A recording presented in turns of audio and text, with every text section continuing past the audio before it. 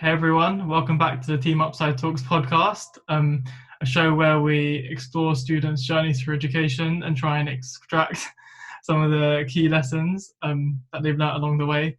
This week, we're super lucky to be joined by none other than Ibrahim Mohamed. This man needs no introduction, but in case you've been living under a rock, I'll give him one anyway. He is a multi-award-winning student influencer. His YouTube channel, Ibz Mo, has 135,000 subscribers and over 13 million views. He's a graduate of Cambridge University and current master's student at Oxford University, the founder of BTYS Limited and future lawyer. Ibz, thank you so much for joining us. How are things? I'm good, Hassan. Can I just say also that I'm so happy that you're interviewing me.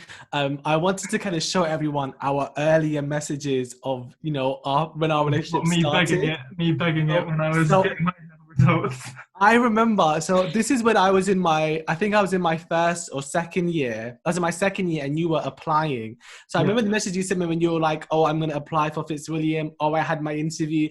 And I remember that I was in the library with my friend and I Snapchatted and you were like, oh, I can't wait to come to Fitzwilliam and do all-nighters in the library. I don't know if you still have that view now, but I think, I'm happy to be interviewed by you. You're finishing your final year. I'm finishing my master's. I feel like it's full circle. We did it. We've come a long way. It's been a great journey.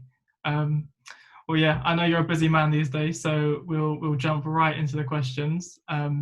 So the first one I have is about your sixth form, and I was wondering if you could kind of describe to us your sixth form environment and kind of explain a bit about what role the environment had in shaping your attitude towards education, and maybe tell us a bit about how your attitude towards education changed over time, and if you could maybe pinpoint a turning point.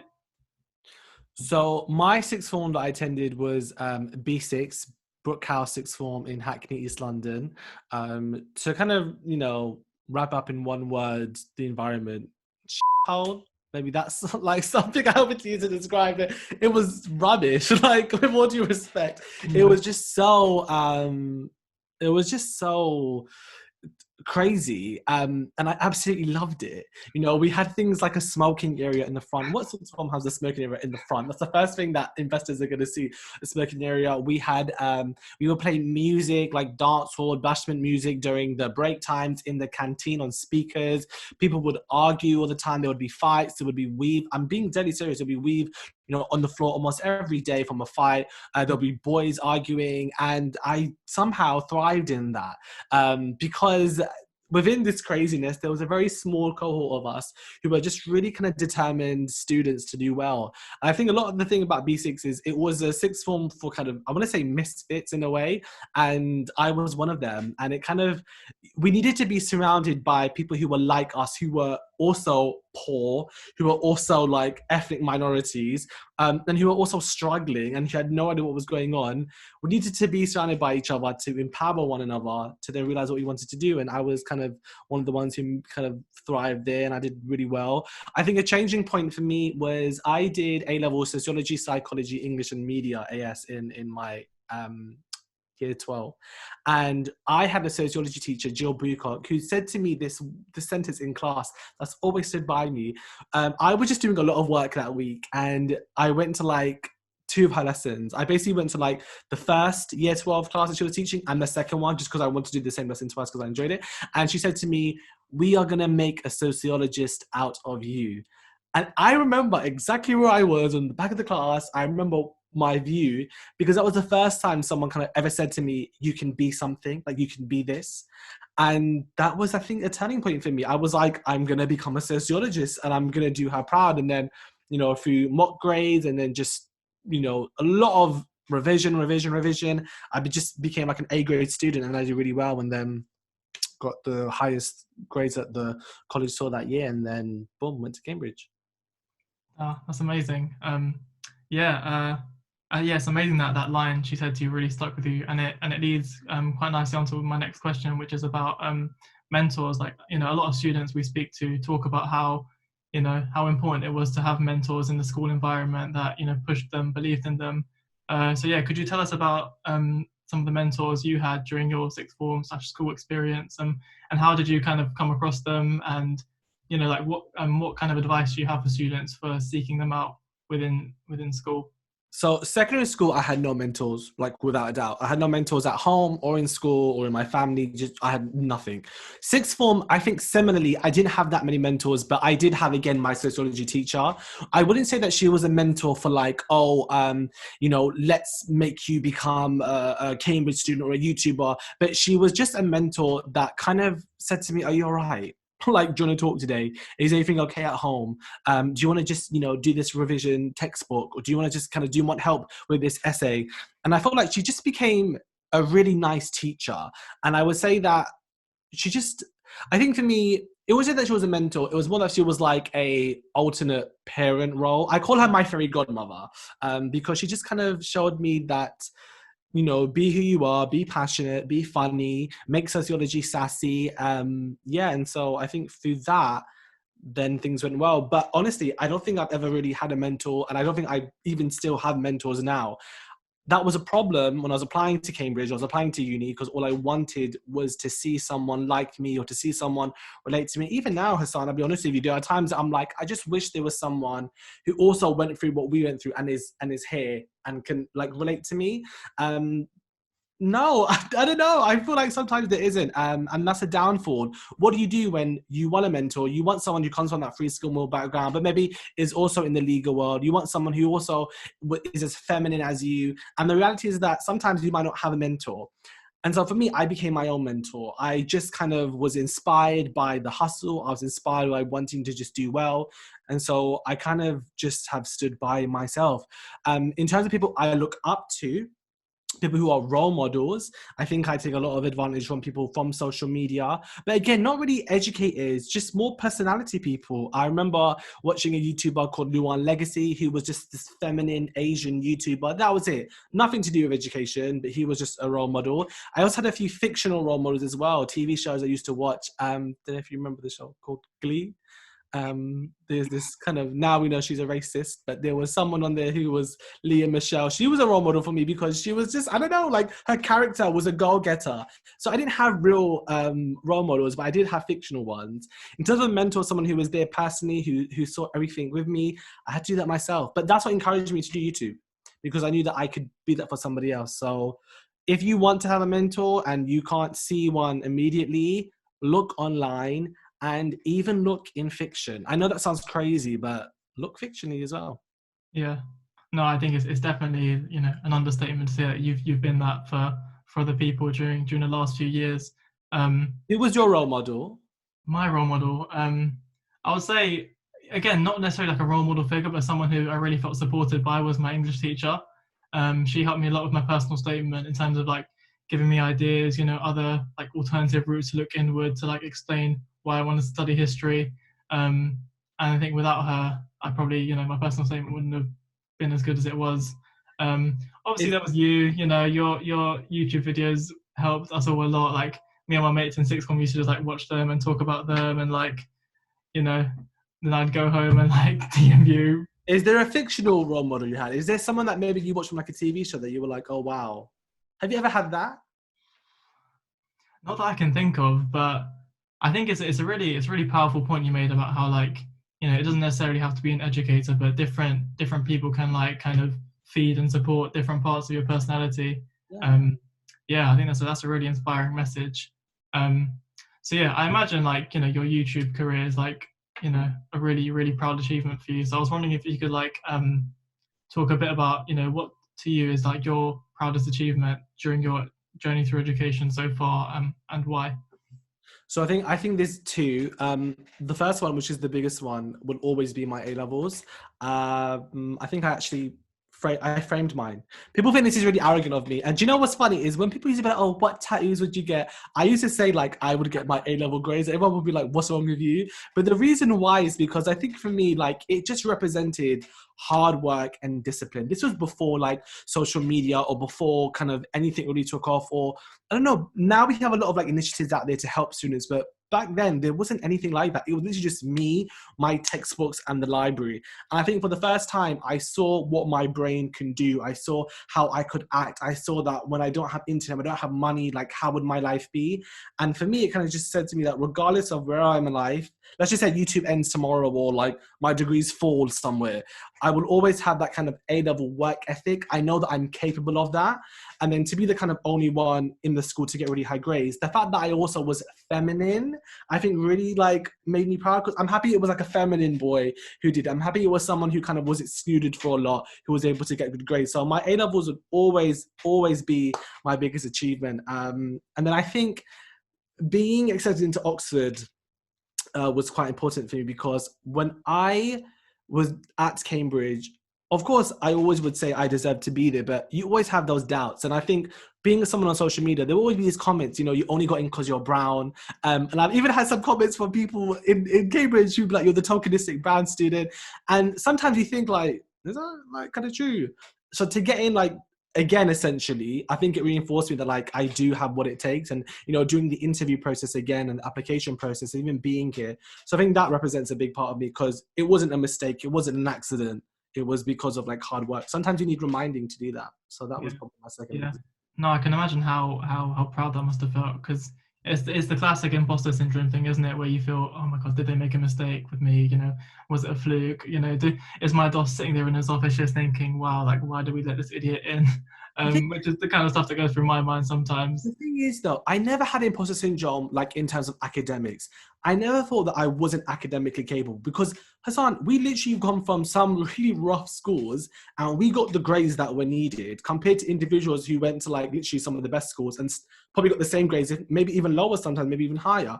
So I never thought that I wasn't academically capable, but it was more the fact that like, is my presence here like, did I just get in because they wanted to tick a box? Am I a tokenistic student? As opposed to a student who got hit on my merit. So I think for me, it was kind of those insecurities, but that's completely gone. So yeah, it's weird. It's weird how that can be shaped. Yeah, yeah. My next question was about adversity, and you know, through your videos, you've talked a lot about kind of the adversity you faced through your journey through education so far. And like generally, it's oftentimes during these moments of like hardship where, you know, we can find like, you know, the most powerful like moments of growth. So I was wondering if you could tell us about a time where, you know, you felt like kind of close to giving up, but you know, you persevered, and like what the result of that has been. So I'm not going to use like an example from sixth form, because I feel like there were, of course, times where we all feel like we're going to give up.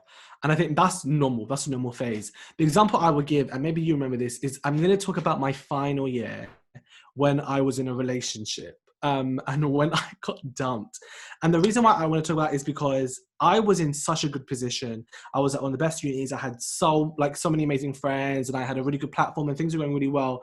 But even though like my life was, I guess, to an outsider going happy, something like being dumped made me sad. I was depressed. I was like, I want to drop out. I want to leave. My productivity, everything just went out the window. Things like not even be able to like have a shower or brush my teeth. I don't know if anyone can relate, but like that feeling was just like, what on earth is life? And it's funny because it's over a relationship, but it happened. And I think what got me through that was, the support I had around me. And I can't thank my friends. And Hassan, you were one of them. I can't thank the friends who were like around me to help push me through. For example, I remember one of my best friends at the time, Sarah, she literally rearranged my whole entire room for me because she wanted me to like start fresh.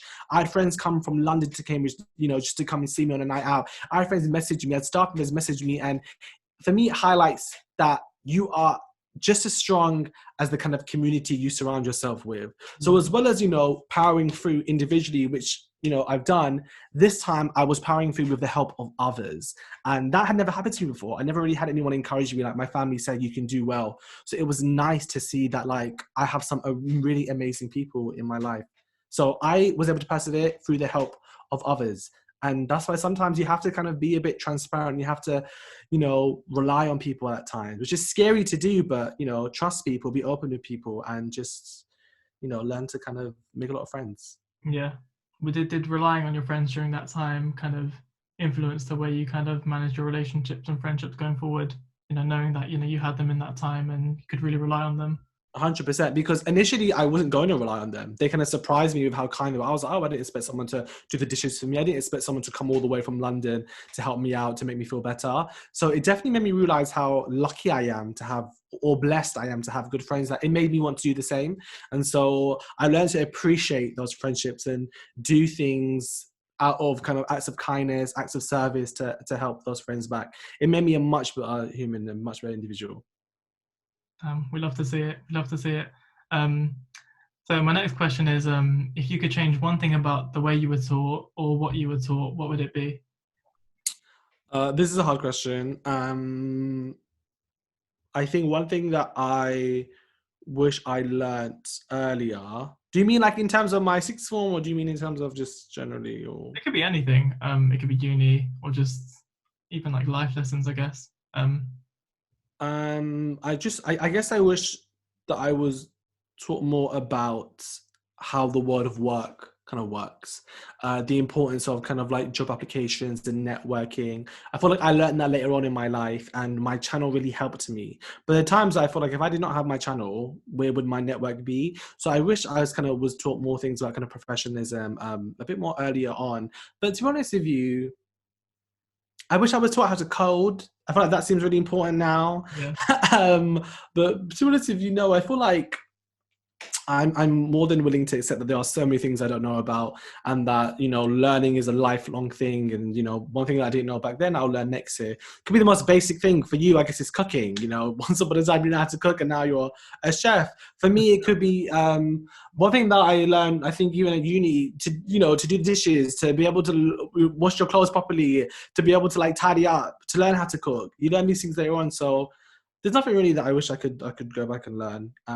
But just maybe more like, how does a job work? Yeah. No, I think the point about careers is so important, because it's so easy to just float through uni in this bubble and just kind of enjoy life.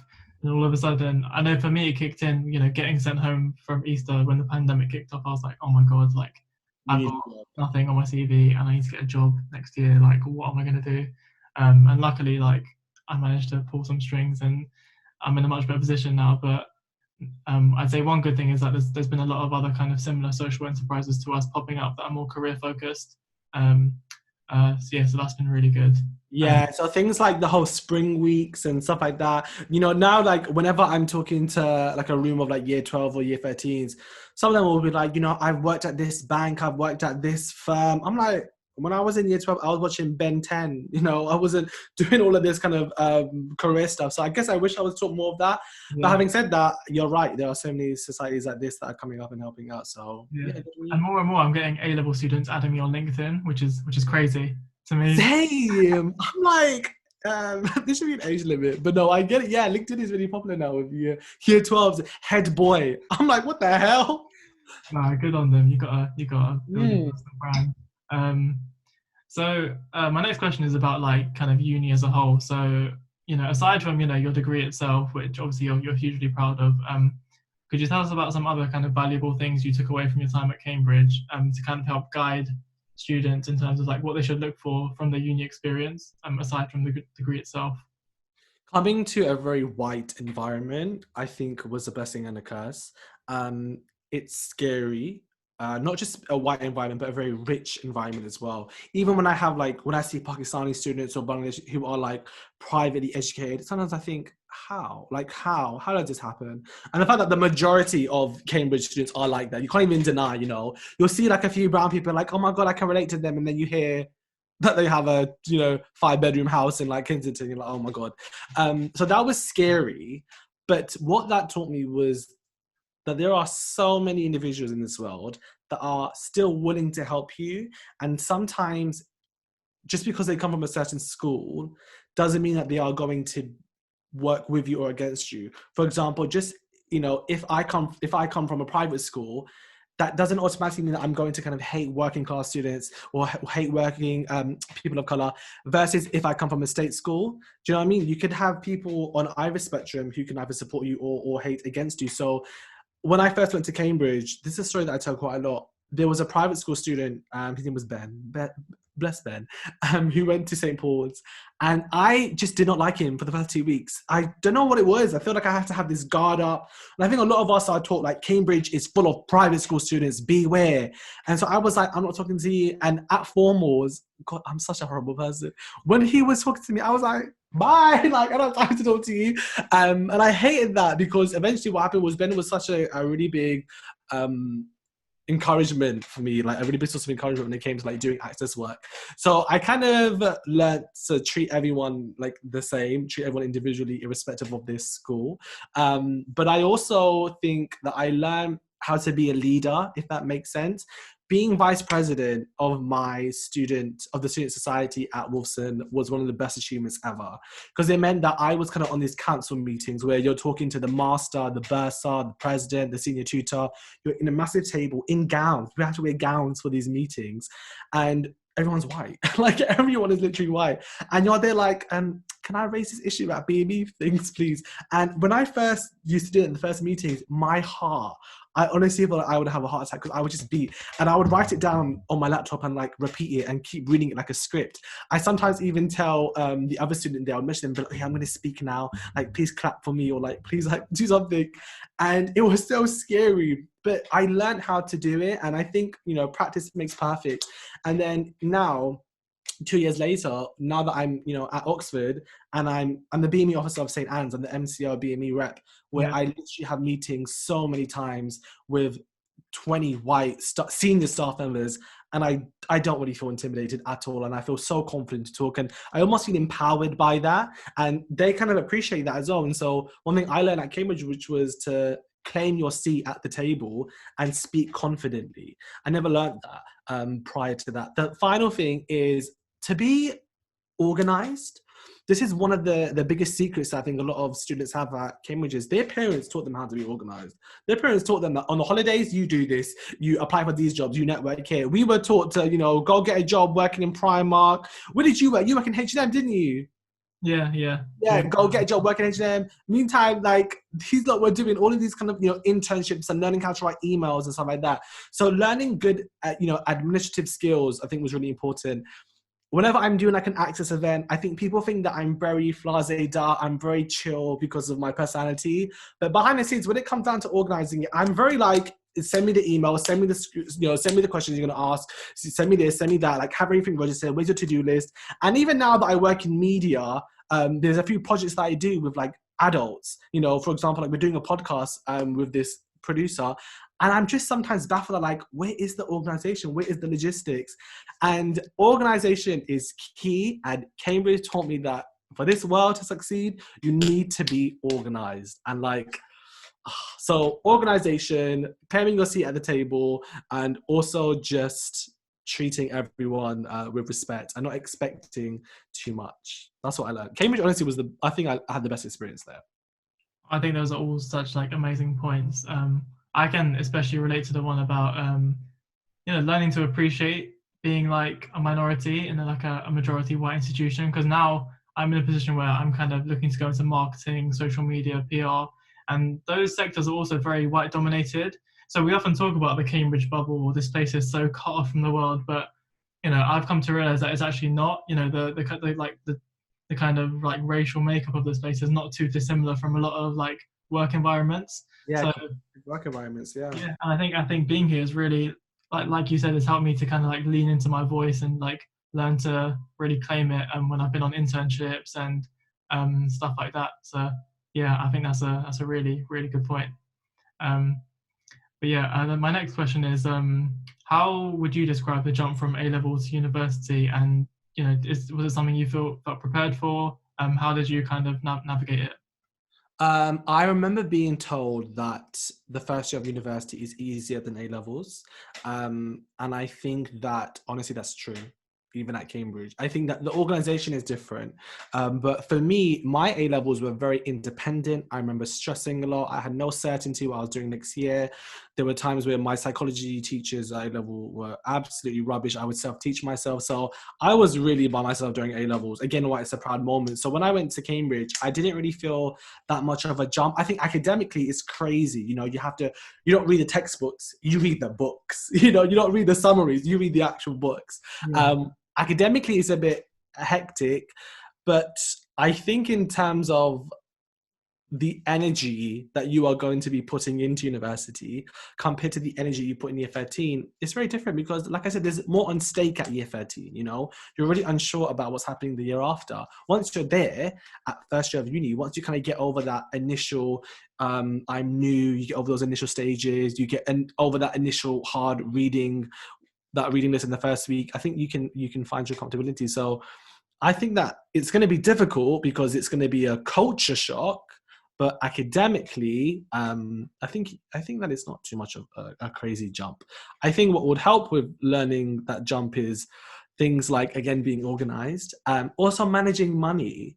I think for a lot of us, this is the first time at uni where we're going to see 4 figures in our bank account, and we don't know what the hell we're going to do with that. I don't know if you have any stories to Sam, but in my first year, this is before I had anything on YouTube. In my first year, I remember at the end of Michaelmas, I was broke. And obviously I'm too proud to ask money from my parents because I never asked money from them since I was 17. So I was so broke where I was like, all I had was like pasta and mayonnaise for like breakfast, lunch, and dinner for like 3-4 days until my next loan kicked in. And that's no one's fault because of my own, because I ended up buying a camera for YouTube. But we didn't know how to manage money, right? Like we don't know. Our parents probably don't even know either. So it's like, what do you do then? So I think you also need to like learn from your mistakes. You need to learn through error. So just know that A-levels, you are quite protected. You are quite safe. But first year of university, make mistakes, you know, learn from them, but learn how to make mistakes. Yeah. No, that's really, really brilliant advice. Did you have any moments where you're like, I have no money?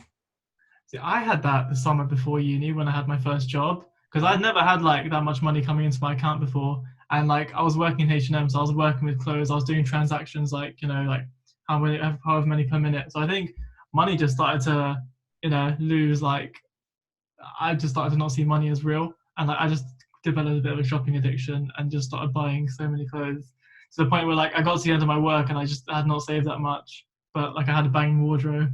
But true, and you had a banging camera as well. I did, yeah. You came to Cambridge with a camera and clothes. You did you well.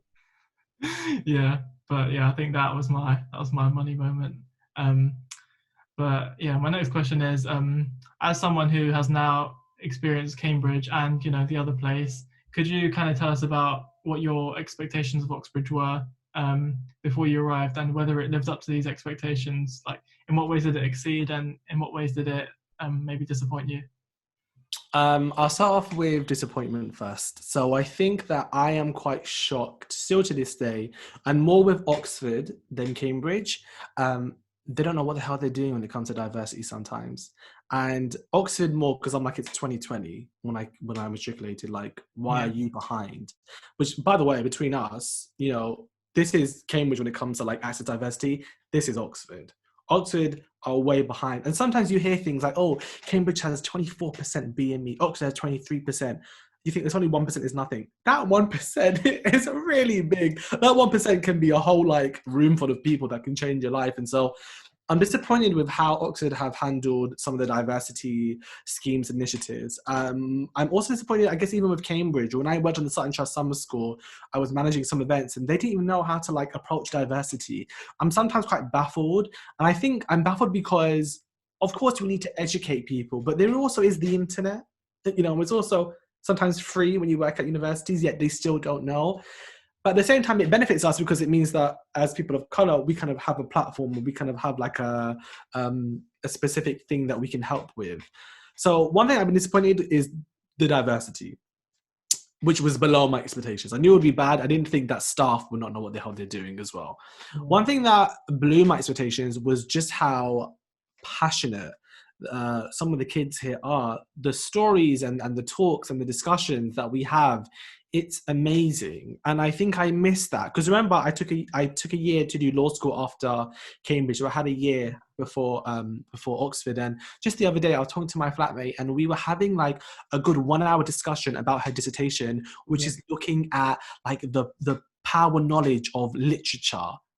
What? like the collaboration, power, knowledge. What do you think? What the hell is this? But the way in which she's so passionate, and the way she talks about it, and then you become passionate about it, you know, the discussions we have, and I think the enthusiasm as well from these students blows my mind. And I don't think I expected that. I didn't expect pretty much everyone here to be so passionate about something. Essentially, that's what got us all in. But the way in which some of these students will talk about, for example, photography, or they'll talk about marketing, or they'll talk about education or access, or, you know, the most niche things like economics or racial theory or something even within that, it's so inspirational. And I'm not shocked that when you hear these scientists or these Nobel Peace Prize winners came from Oxbridge. I'm not shocked, because you think, yeah, it makes sense. Sometimes I think, who around me is going to be the next president? And that's one thing that completely blew my mind. Like the balls, things like the May balls and the events we go to are absolutely amazing. Sometimes I go to like these commercial events, and even like the Pakistan Society balls and the Pakistan Society Access conference that we once did, I think it was in 2018. And how successful the events are, I sometimes think, a student led this. Like, students led this together. It's crazy. And so the power that students have here, it's phenomenal. Yeah.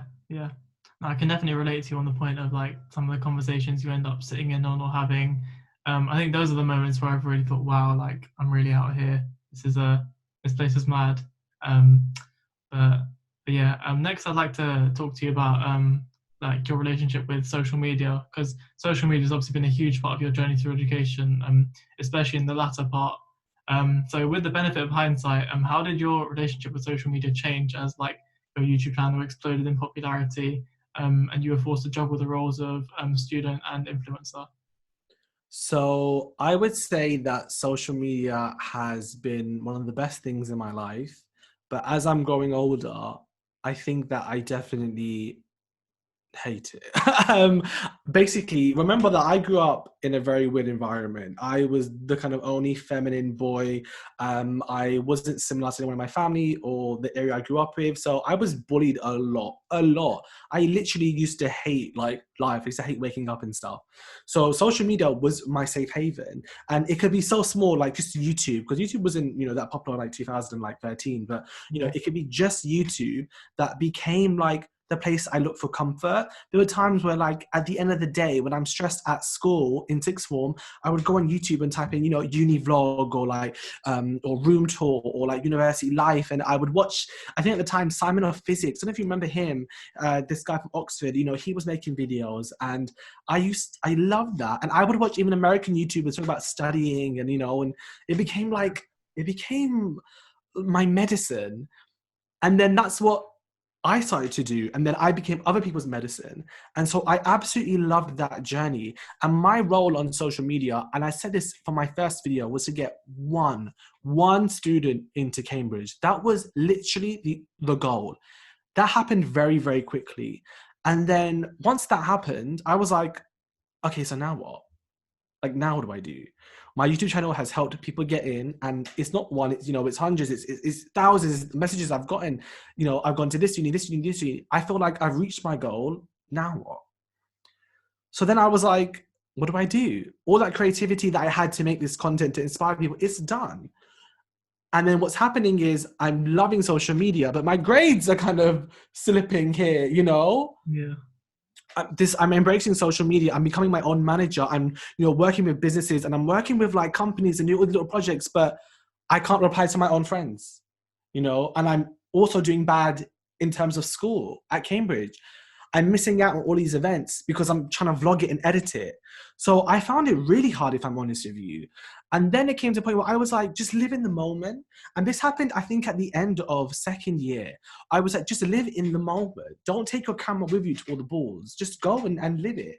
And I started doing that. And I realized that once I put my camera down, the conversations I was having were so rich and so insightful.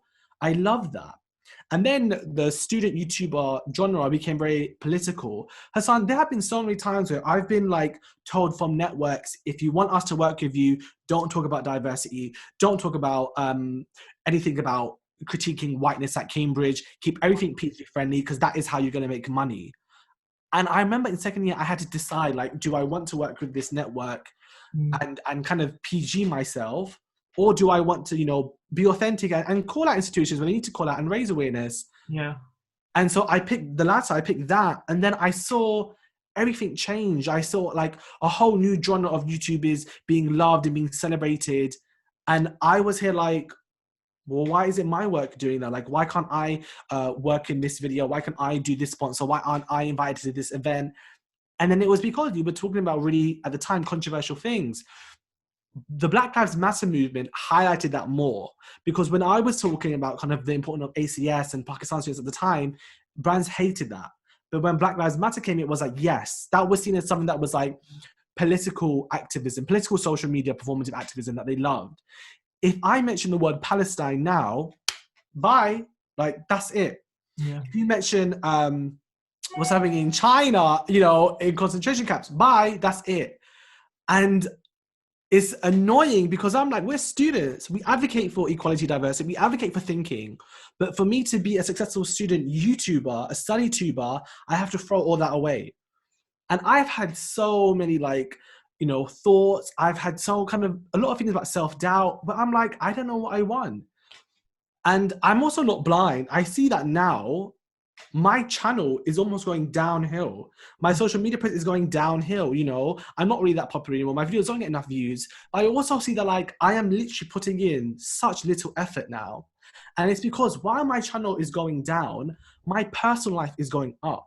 I'm getting amazing grades. I am socializing so much. I'm putting my phone down, turning off Instagram and YouTube, and I'm going on walks. I'm being able to actually be there for my friends and be there for family.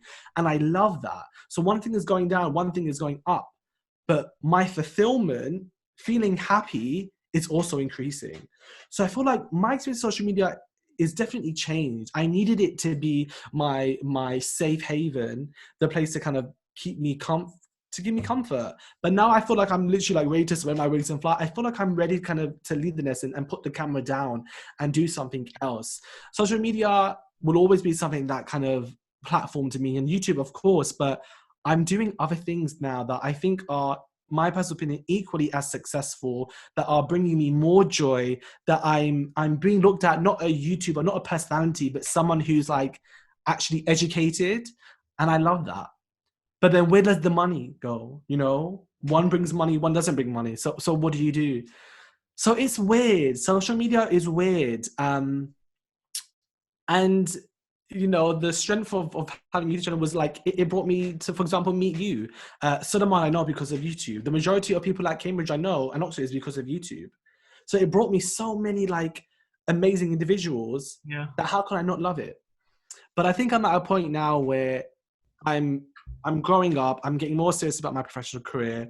I know how to use YouTube. I know what videos will bang. I know videos what won't bang. And I think that I'm just learning to branch out, do more things that are maybe social media related, but just not YouTube related. But take everything that I've learned and carry on that. I think that YouTube for me was a platform to branch out, but it wasn't my ultimate goal. No, I think it's a really powerful way of looking at it. I'll say in your case, one thing you can be so proud of is the fact that your work rate on YouTube was insane during the first few years, and you covered so much ground with regards to how to apply, how to do a personal statement. And to some extent, there is only so much you can say about that. But those videos you've made will be there forever. I'm sure they're still racking up views to this day. People are still watching them and taking so much value. So you can be very proud of that. So yeah, on to my final question. So obviously education has obviously played a massive role in your life so far, and I'm sure it will continue to do so in the future. So with everything you've experienced so far, I'd like to end by asking the broad question of, what does education mean to you? Education saved my life. And I've said that before. Education saved my life, can it save yours? Education was, along with social media, something that gave me identity, it gave me purpose, it gave me meaning. And again, my upbringing, I think, is probably one of the most important shaping factors of my life and who I am today. I genuinely hated the years of my whole life until I was 17.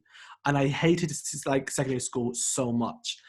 And, you know, I was bullied for being this feminine person who also identifies as Muslim, as a person of color. Who wants to be, you know, friends with that individual? So I was excluded from so many things because of my femininity. And I just felt like I was losing the opportunity to grow and do things. I can't figure out what gives me purpose because I don't have the opportunity to do that because it's being gatekept by people who don't like someone who's feminine, you know? That's the time when I was growing up. And that was a lot of things: religion, education, you know, having like teachers who were extremely discriminated back then as well. And so I felt like everything was kind of closing up around me. And then when I went to B6 and I met Jill, my teacher, and I had that sociology like textbook, it opened up so many doors for me. And, you know, you see the statistics, you know, there's so much information and theories out there that say that having a degree does benefit you in the long run, economically, socially, especially if you come from a low income background. It helps significantly. So education really did do that for me. And I feel like I got to see a very exemplified version of that because of my YouTube channel. For example, when I compare my first year to my second year, one thing that changed at undergrad was that YouTube got me a bit of money. So I was able to really see, wow, this is how people live. Like, not to worry about, oh, can I attend this board or can I attend this dinner because, you know, I have a bit of money now, I can like buy it. As far as my first year, I was like, I have to eat pasta for like 3 days, you know? So I got to see kind of two experiences and education. And I just loved it, you know? And I think the work that I do now when it comes to like widening participation, access, outreach, words that I didn't know even existed when I got to Cambridge in the beginning, stuff that I do now as part of like my daily life, part of my research, it's given me so much purpose. And this is someone who studies education. So education isn't a platform for me. Like, I'm not doing a university degree so I can go on to be a doctor. I can go on to kind of be a photographer or do something. I'm embracing education within its core subject. And I absolutely love it. This isn't, you know, to throw shade on people who don't want to do a university degree, but there is nothing even remotely similar to a university degree. You can have vocational degrees, you can have, you know, apprenticeships, but there is nothing like the traditional aspect of education. And those transferable skills that, you know, people say, you're like, yeah, you know, you learn to make friends, you learn how to, you know, work in teams. Those are some of the best experiences. And I think that education just completely saved my life. And I recommend everyone to at least pursue it. For some individuals, we know they don't have access to that, and that's where, you know, things like Upside come in, you know, try to level the playing field, which is amazing. But just if you have access to it, take advantage of it, because it really can, like I said, save your life. That's a immensely powerful note to end it on. Thank you so much for you know, giving us your time and for providing us with these like amazing insights. I'm sure the audience know where to find you, but in case they don't, all your Ibz's links will be below. Yeah, thank you so much for tuning into the season finale of Team Upside Talks. We'll see you all for season 2 coming very soon.